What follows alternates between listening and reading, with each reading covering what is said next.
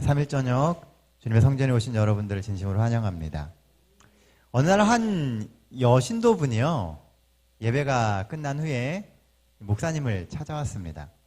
그리고 아주 심각한 표정을 지으면서, 목사님, 제가 꼭 목사님께 이야기를 좀 드릴 게 있습니다 라고 얘기를 했습니다.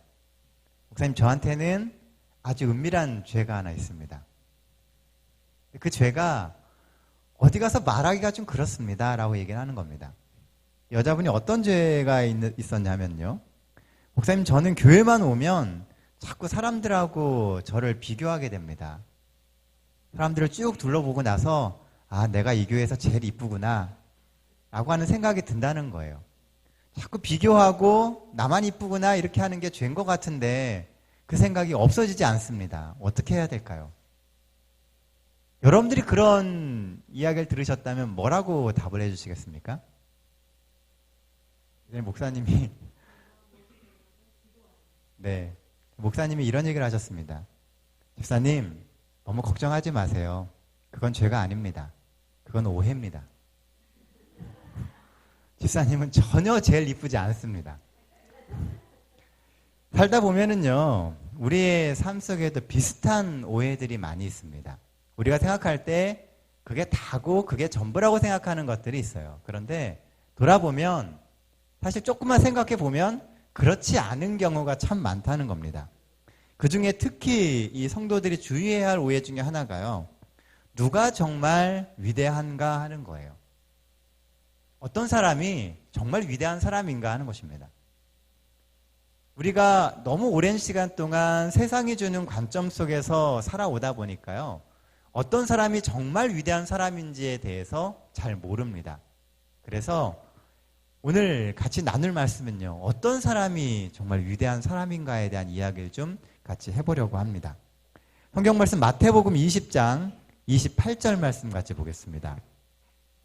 신약성경 마태복음 20장 28절입니다. 찾으신 분 읽어주세요.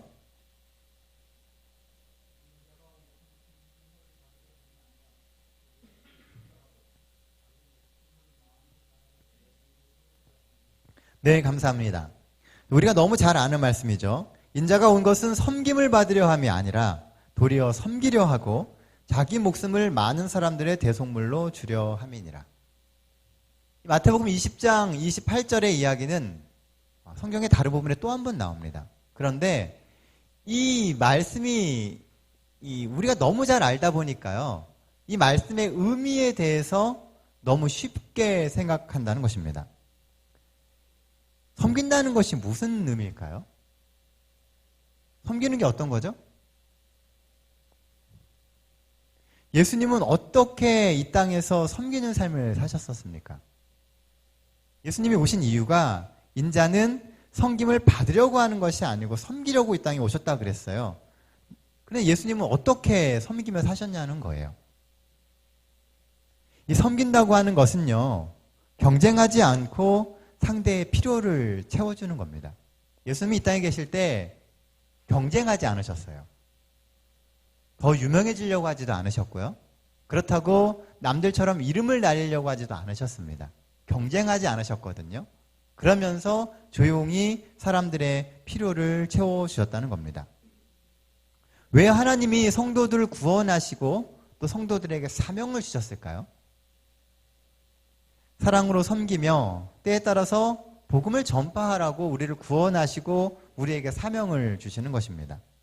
그리고 섬기는 삶을 살라고 주신 거예요. 그런데 이 섬기는 삶이라고 하는 부분에 대해서 우리는 좀 많이 생각할 필요가 있다는 것입니다. 예수님이 이 땅에 계실 때 어떻게 섬기셨냐는 거예요. 우리가 이 예수님의 삶을 좀 많이 이렇게 생각해 볼 필요가 있어요.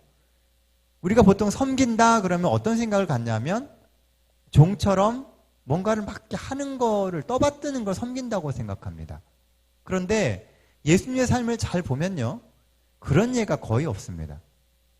예수님이 우리가 생각하는 것처럼 막 종처럼 이렇게 하지 않으셨다는 거예요. 그러니까 섬긴다고 하는 의미에 대해서 우리는 좀 이렇게 생각해 볼 필요가 있다는 겁니다. 무조건 낮아지고 무조건 나의 모든 것을 굽히고 들어가고 이것이 섬기는 게 아니라는 거예요. 참다운 섬김은 상대의 필요를 채워주며 그로 하여금 구원의 기별을 발견하게 만드는 것이 섬김입니다. 무조건 그냥 나의 모든 것을 낮춰서 상대를 높여주는 게 섬김이 아니고요. 그 상대가 하나님을 발견하고 구원할 수 있게 만들어주는 것이 섬김이라는 것입니다. 돈을 벌 때도 나누려고 벌고요. 물건을 살 때도 나눈다는 심정으로 사게 되시길 바랍니다. 그런 나눔의 철학으로 살면 물건을 살 때 사치를 부리지 않게 될 것이고요. 반대로 적절한 가격을 지나치게 후려쳐서 깎으려고 하지도 않게 될 것입니다. 왜냐하면 상대방의 마음을 이해하고 그 만남을 통하여서 그 사람을 구원으로 이끌어야 되겠다라는 또 다른 목적이 있기 때문에 그런 거예요. 섬김에는 항상, 그리스도인의 섬김에는 항상 하나님께로 향하고자 하는 목적이 있어야 된다는 것입니다.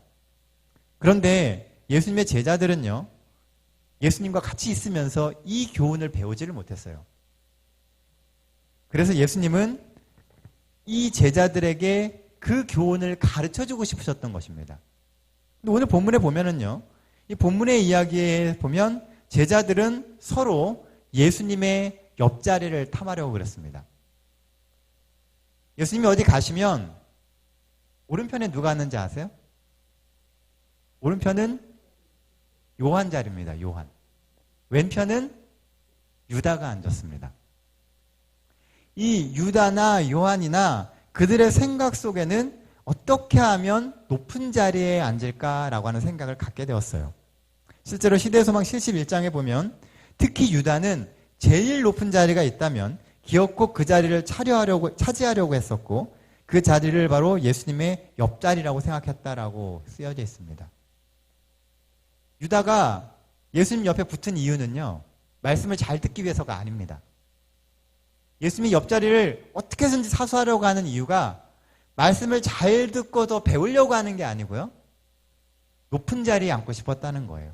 내가 예수님하고 이렇게 친하니까 나는 높은 자리에 있는 사람이야 라고 하는 것을 보여주고 싶었다는 겁니다. 그런데 이 이야기, 오늘 우리가 아는 이 본문에 해당되는 이 이야기의 이슈를 만든 사람이 나옵니다. 오늘 본문 앞쪽을 읽어보시다 보면요, 20절에 보면은 왜 이 이야기가 나오게 됐는지에 대한 배경이 하나 나와요. 20절 한번 보겠습니다. 그때 세베대의 아들의 어미가 그 아들들을 데리고 예수께 와서 절하며 무엇을 구하니? 21절 후반부에 보면요, 나의 두 아들을 주의 나라에서 하나는 주의 우편에 하나는 주의 좌편에 앉게 해주소서. 자, 세베대 아들이 누군가요? 요한하고 야고보입니다. 요한과 야고보의 어머니가 소위 말하는 치맛바람을 날리러 온 겁니다. 예수님을 딱 찾아와서 하는 이야기가, 주님의 나라가 딱 생기면 왼편에는 아들 하나, 오른편에 아들 하나 이렇게 좀 앉혀주십시오라고 이야기를 했다는 겁니다. 그러다 보니까요, 그 광경을 보고 들었던 제자들의 마음 가운데도 역시 높고자 하는 마음이 드러나게 되었습니다. 제가 왜 이 이야기를 끄집어냈냐면요, 이 말은 요한과 야고보의 가치관에 절대적인 영향을 끼쳤던 사람이 어머니였다는 것입니다. 어머니가 이렇게 하니까 자녀들도 역시 같은 가치관을 갖게 되었어요. 또 더 나아가서 제자들 역시 부모의 영향으로 그런 가치관을 갖게 됐을 가능성이 많다는 것입니다. 세상의 교육과 가정의 교육을 통해서 이 제자들은 높은 자리, 더 좋은 자리에 앉는 것이 성공의 비결이다라고 하는 잘못된 생각을 갖게 되었다는 거예요. 그리스도인으로서 어떻게 살아가야 될지에 대해서 잘못 배웠다는 것입니다. 그러므로 섬기는 부모 밑에서 섬기는 자녀가 나옵니다. 어쩌면 가롯 유다의 부모님의 가치관이 유다의 가치관을 바꿨을지도 모릅니다. 평소에 보고 배우고 학습했던 것이 그의 마음의 품성으로 자리 잡게 되고요, 가치관으로 형성이 되었다는 것입니다. 좋은 모범과 좋은 가치관을 심어주는 그런 부모들이 되시기를 간절히 바랍니다. 예수님의 겸손은요, 항상 이 무언의 책망이었습니다. 예수님께서는 이 제자들에게 이 오늘 본문의 이야기를 통해서 예수님이 정말 원하시는 것이 무엇인지를 깨닫게 하기를 원하셨어요. 세상에 제일 큰 착각이 있습니다. 그게 뭐냐면 내가 참 영리하구나라고 하는 착각이에요. 이 조금 똑똑한 사람들이 갖는 생각이 나는 정말 똑똑하고 영리해라는 생각을 갖습니다. 이렇게 약삭빠른 생각을 하면서 이런들이 생각을 합니다. 사람들이요. 내가 좀 똑똑하니까 내가 조금 더 머리를 써서 이렇게 하면 나는 조금 더 나을 거야 라는 생각을 한다는 겁니다. 이것은 사실요, 엄격하게 이야기하면 자기 스스로에게 사기를 치는 겁니다. 왜냐하면 남에게 그렇게 하는 것보다 자기 자신을 속이는 것이 사실은 더 불행한 거예요. 우리가 너무 잘 압니다. 세상에는요, 기는 사람 위에는 걷는 사람이 있고요. 걷는 사람 위에는 항상 나는 사람이 있습니다. 우리가 생각하지 못하는 차원의 그런 능력을 가지고 있는 사람들이 세상에 너무나 널려 있어요. 나는 똑똑하구나, 나는 영리하구나 라고 생각하다가는요, 자칫 잘못하면 나보다 더 똑똑하고 더 영리한 사람한테 큰 코를 다칩니다. 그게 이 세상에 흘러가는 방식이에요. 결국 약삭빠른 것은 영리한 것이 아니라 어리석은 것입니다. 오늘 본문에 나오는 제자 중에 하나인 유다가 예수님을 아주 멋지게 팔았죠. 아마 유다 입장에서는 자신이 굉장히 똑똑하다고 생각했을 겁니다. 실제로 시대소망에 보면 유다가 가지고 있던 그 마음에 대해서 나옵니다. 어떤 마음이었냐면요, 유다는 예수님 옆에 있으면서 예수님이 메시아이신 것을 확신했습니다. 우리는 유다가 예수님이 메시아인 것을 믿지 않아서가 아니고요, 예수님이 메시아이신 것을 믿었어요. 유다는요, 확실하다고 믿었습니다. 그런데 유다가 생각하는 방식으로 예수님이 쿠데타를 일으키거나 그들에게 자유를 주지 않으시는 거예요. 그래서 시간이 점점 흐르면서 유다는 조바심이 났습니다. 그래서 유다가 뭘 했냐면 머리를 굴린 거예요. 어떻게 하면 이 예수님으로 하여금 이 정치적인 매체 전선에 서게 만들까를 생각했습니다. 그렇게 선택한 것이 판 거예요. 팔면은 자기는 돈을 벌고 예수님은 극단으로 몰리기 때문에 메시아적인 이 신적 모습을 보여줄 거라고 생각을 한 겁니다.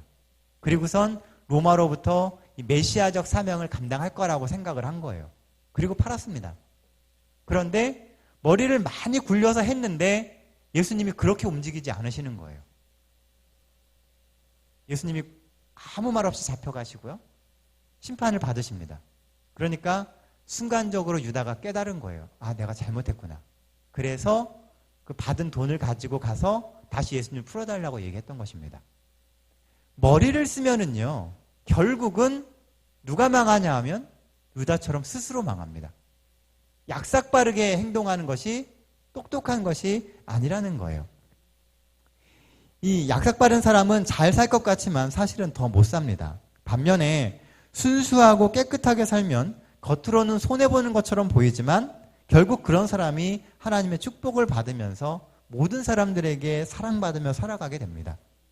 예수님의 예를 보면 잘 알 수 있어요. 예수님은 약삭빠른 것과는 거리가 먼 삶을 사셨습니다. 예수님의 삶을 보면 어떻게 보면 굉장히 우둔해요. 방법이 있고 길이 있고 능력이 있는데도 그 방법을 안 가십니다.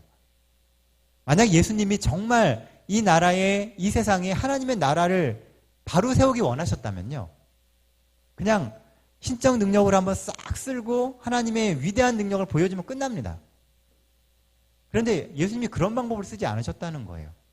사단도 예수님을 시험할 때 그렇게 하라고 하죠. 그렇게 해서 능력을 보이라고 이야기합니다.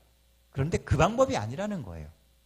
세상 사람들이 생각하는 것처럼 하나님의 나라를 만들어가는 방법은 약삭빠르고 머리를 굴려서 쉬운 방법으로 이렇게 가는 게 아니라는 겁니다. 예수님은 섬기는 삶을 살았다라고 이야기를 합니다. 그렇다면 섬기는 것이 그냥 낮아지는 것일까요? 예수님은 섬기셨다고 이야기하는데 그렇게 섬기심으로 사람들의 칭송을 받았고요, 사람들의 주목을 받았습니다. 우리가 일반적으로 생각하는 섬김과 예수님이 하셨던 일의 결과가 좀 다르다는 거예요. 오늘 본문의 주된 이슈가 뭐냐 하면 발 씻기는 겁니다. 발 씻기는 일은 종이 하는 일이죠. 예수님께서 발을 씻기시면서 낮아지셨는데 우리가 생각할 때 그렇게 하면 사람들이 밟고 올라가서 정말 아무것도 아닌 사람이 될 것 같은데 예수님은 그렇게 하심으로써 사람들에게 칭송을 받고요. 사람들의 주목을 받았다는 겁니다. 그러니까 섬김이라고 하는 것이 우리가 생각하는 개념과 좀 다르다는 거예요. 예수님께서는 사람의 필요를 채우셨고 사람들의 병을 고치시고 하나님의 말씀의 핵심 기별을 나누셨습니다. 그러므로 참된 섬김의 기본은요, 복음 전도입니다. 내가 정말 누군가를 섬기고 사랑하면 뭐 하게 되냐 하면 복음을 나누게 되어 있는 거예요. 예수님이 보여주셨던 섬김의 가장 아름다운 모범은 복음 전파였다는 겁니다. 예수님이 복음을 가지고 정말 그들에게 복음을 알려주시는 거예요. 이게 섬김이라는 겁니다. 왜냐하면 그래야 그 사람이 뭐 할 수 있기 때문에요? 구원받을 수 있기 때문에요. 섬김이라고 하는 것은 분명한 구원의 목적이 있는 것입니다. 신앙의 핵심 목표는 나를 높이려고 하는 것이 아니라 남을 섬기려는 것이고 축복을 많이 받는 것이 아니라 축복을 받고 그 축복을 남을 위해서 쓰려고 할 때 그것이 바로 신앙의 목표가 되어야 한다는 것입니다. 그것이 섬김의 과정이 되는 것이죠. 결국 내가 신앙하는 그 신앙은 내가 받은 은혜를 나누고 내가 얻은 구원을 나누기 위해서 하는 것입니다. 그게 섬김이라는 거예요. 복에 집착하면 영혼이 황폐해지고요. 하나님이 주신 축복도 곧 얼마 지나지 않아 저주가 되어버립니다. 또한 섬김만 받으려고 하면 관계가 깨지게 되어 있고요. 자기가 손해를 보지만 섬겨주려고 하면 관계가 좋아지면서 결국 자기 자신도 유익을 얻는 것을 보게 됩니다. 예수님이 보여주셨던 것은요. 내가 나의 것을 양보하고 포기함으로써 때때로 그것을 통해서 남이 이익을 얻고 행복해지며 그 행복을 다시 누리는 것입니다. 제가 이제 어제부터요. 한 대학생하고 정기적인 만남을 갖습니다. 삼육보건대학에서 공부하는 친구인데 매주 월요일마다 제가 오전에 같이 만나서 한두 시간씩 이렇게 이야기를 하기로 했어요. 이 친구가 이제 여러 가지 궁금한 것들이 많습니다. 그래서 제가 알고 있는 이제 한도 내에서 이 기독교적 세계관에 대해서 어제는 얘기를 해줬어요. 우리가 기독교적인 시각에서 세상을 어떻게 보는지, 왜 세상의 시각과 달라서 문제가 되는지, 그리고 오늘날 생기는 기독교의 문제들이 무엇으로부터 시작되게 되었는지, 뭐 이런 얘기를 좀 주로 했습니다. 그러면서 제가 했던 얘기가 뭐냐면 방금 했던 이 이야기입니다. 기독교에서는 섬김을 남을 위해 봉사하는 것이 신앙의 첫 번째 목적입니다 라고 제가 얘기를 했어요. 예수님께서도 남을 위해서 사셨다는 거예요. 만약에 예수님이 예수님 자신을 생각하셨다면 이 땅에 오실 이유가 없습니다. 뭐하러 오세요? 다 없애버리고 새로 만들면 되죠. 그렇죠? 예수님이 처음에 창조하실 때 말씀으로 창조하셨잖아요. 그냥 다 없어져라 하시면 다 없어지는 거고요. 새로 만들어져라 그럼 만들어지는 겁니다. 아주 쉬운 방법이 있어요. 그런데 예수님 그렇게 안 하셨다는 거예요. 도리어 그분이 희생하시고 정말 고통스러운 시간을 겪으시면서 이 땅에서 구원이라고 하는 것을 이루셨습니다. 왜냐하면 그것이 이 땅에 살아가고 있는 수많은 영혼들이 살 수 있는 비결이기 때문에 그래요. 우리가 이 땅에서 살다 보면은요, 내 것을 너무 위하다 보면 나의 인간관계가 다 깨져버립니다. 사람들은 누구나 다 자기 것을 챙기려고 그래요. 욕심이라는 게 있습니다. 욕심이 없는 사람은 세상에 없어요. 단지 그 욕심을 얼마나 컨트롤할 수 있느냐는 것입니다. 내가 그 욕심을 조절할 수 있으면 그 사람은 그 조절을 통해서 이 사람 관계, 인간관계를 유지하게 되고요. 하나님과의 신앙관계를 회복할 수 있습니다. 세상이 사람들이 실패하고 죄로 치닫는 이유가 뭐냐면 그것을 조절하지 못하기 때문에 그래요. 섬김이라고 하는 것은 그것을 조절하는 것입니다. 내 마음에 욕심이 없기 때문에 섬기는 게 아니에요. 내가 더 높아지고 더 좋은 자리에 앉고 싶은 마음이 없기 때문에 섬기는 게 아닙니다. 그 마음은 누구에게나 있어요. 그 마음은 죄가 아니라는 거예요. 단지 그것을 내 삶 속에서 우리의 신앙의 목표에 해당하는 것과 조절할 수 있느냐는 것입니다. 어느 것을 우선에 두느냐, 어느 것을 더 중요하게 여기느냐, 이거에 의해서 우리의 삶의 길이 바뀌어지게 되는 것입니다. 받으려고 하면 결국은 손해를 보지만요, 주려고 하면 결국은 더 많은 것을 얻습니다. 왜 섭섭한 마음이 생길까요? 여러분 섭섭해 보신 적 있으세요? 누가 좀 섭섭해요 하는 게. 그 왜 그래요? 예. 그 사람에 대한 기대가 있는 거예요. 저 사람이 나한테 이 정도는 해줘야지 라고 생각하는데 그만큼 안 해주니까 섭섭한 겁니다. 내가 그만큼 그 사람한테 해주면요, 그 사람도 당연히 그만큼 할 겁니다. 근데 나는 그만큼 안 하고 그 사람이 그만큼 해주기를 바라죠. 이게 사람들의 심보예요. 누구는 도둑놈 심보라고 얘기하는데 그게 다 사람들의 마음입니다. 내가 최대한 조금 해주고 많이 얻기를 원하죠. 그건 누구나 다 그런 거예요. 그 마음에 이 조절을 해나가는 것이 결국 그리스도인의 삶의 모습이라는 거예요. 결국 주려는 마음을 우리의 삶에서 일반화시키고 체질화시킬 때 진정한 행복을 찾게 되는 것입니다.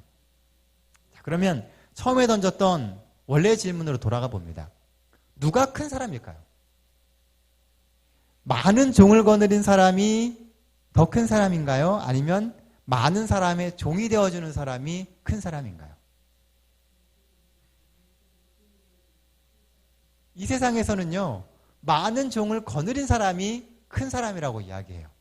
그런데 성경적 시각에서는요, 많은 사람의 종이 되는 사람이 큰 사람이라고 이야기를 합니다. 하늘로 올라가는 사닥다리는요, 위쪽으로 나 있지 않고 밑에 방향으로 나 있어요. 그러니까 더 내려가면 하늘에 가까워집니다. 이상하죠? 하늘은 저 위에 있는데 우리는 그래서 위로 올라가야 될 것 같거든요. 그런데 밑으로 내려가는 사람이 항상 하나님께 가까운 사람이 돼요. 성경을 한번 잘 보세요. 모든 하나님의 사람들은요, 위로 올라가는 게 아니라 다 밑으로 내려갔습니다. 섬기고 순종하고 잘 맡겨진 일에 최선을 다하고 그리고 열심히 기도하고, 밑에 쪽에서 이렇게 낮아지려고 하는 사람들이 하나님은 저 사람이 가장 높은 사람이다라고 이야기하셨다는 거예요. 예수님께서도 높은 왕좌를, 그러니까 높은 고위층에 있는 사람들을 만나지 않으셨습니다. 예수님은 도리어 정말 그 사람들이 천대하고 안 만나주는 사람들 있죠. 가장 밑바닥에 있는 사람들을 주로 만나셨어요. 사마리아의 여인 같은 경우는요, 동네 사람도 안 만나줍니다. 심지어는 이스라엘 백성들은 사마리아인이니까 안 만나주죠. 예수님은 그 여인 하나 만나러 한나절을 걸어가십니다. 성경 잘 읽어보시면요, 한나절 걸어가서 그 여인 만나시고요, 다시 또 한나절 걸어오십니다. 오직 가셔서 하신 건 그거밖에 없어요. 중간에 아무것도 안 하셨습니다. 하루의 시간을 온전히 그 여인 만나러 가는데 쓰셨어요. 아무도 안 만나주니까요. 그 여인 하나를 예수님이 만나주시니까 그 여인을 통해서 사마리아의 수많은 사람들이 예수님에 대해서 바로 알게 됩니다. 낮아짐이라고 하는 것은, 섬김이라고 하는 것은 그런 마음의 자세예요. 예수님이 얼마나 바쁘셨어요. 그 한나절의 시간 동안 이스라엘의 더 많은 사람들을 만나실 수 있었습니다. 그런데 예수님은 그 여인 하나를 위해서 시간을 할애하셨다는 거예요. 왜냐하면 그것이 더 소중하기 때문에요. 섬김은 그런 마음 자세인 것입니다. 그러므로 진심을 다하는 사랑이 담긴 섬김은 영혼을 구원하며 나를 가치 있게 만드는 것입니다. 기독교의 핵심 이념은 섬기고 사랑을 나누며 서로 같이 있어지는 겁니다. 서로 같이 있어지는 거예요. 그러므로 세상이 망가진 이유는 서로 섬기지 못하고 참 사랑을 나누지 않았기 때문입니다.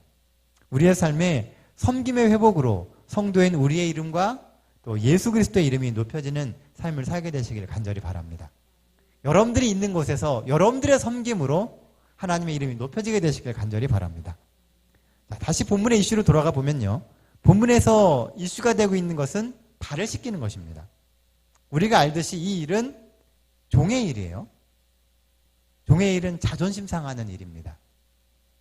예수님이 선택하신 일은 자존심 상하는 일이었어요. 그런데 시대소망에 보니까요. 재밌는 이야기가 하나 있었습니다. 그게 뭐냐면 발을 씻기는데요. 집에 들어가셔갖고 서로 사람들이 그 제자들이 눈치를 봅니다. 서로 발을 안 씻기려고 그래요. 자존심 상하는 일이고 이것은 종의 일이기 때문에 씻기는 순간 내가 이들의 종이 되는 거예요. 시대소망에 어떤 얘기가 있었냐면요.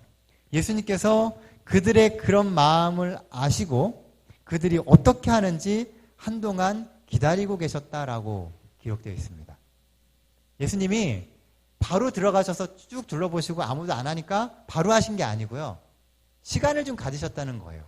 들어가서 모두가 앉아서 멀뚱멀뚱 서로 눈치 보는 시간이 있었다는 겁니다. 예수님이 그 제자들이 어떻게 하나 지켜보신 거예요. 예수님은 그들의 마음을 다 읽고 계시죠. 그러면서도 시간을 주셨다는 겁니다. 이것은 기회예요. 예수님이 스스로 낮아질 수 있는, 제자들이 스스로 낮아짐을 선택하고 자발적으로 낮아질 수 있는 기회를 주셨다는 겁니다. 그런데 아무도 그렇게 하지 않아요. 그래서 예수님이 겉옷을 벗고 수건을 옆에 차고 이제 발을 씻기러 다니게 되는 것입니다.